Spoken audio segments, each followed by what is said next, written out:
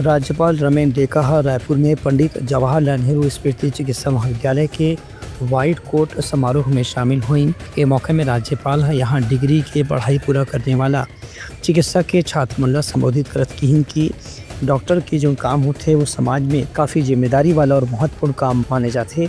खबर की लोगन मन भगवान के बाद डॉक्टर ला ही दूसरा नंबर में महत्व देते। राज्यपाल किहिन की जोन युवा साथी मन आज डॉक्टरी की पढ़ाई पूरा करे के बाद समाज में सेवा पर अपना तैयार करत हैं। उमला निश्चित रूप से एक काम की जिम्मेदारी के बारे में भी एहसास होना चाहिए।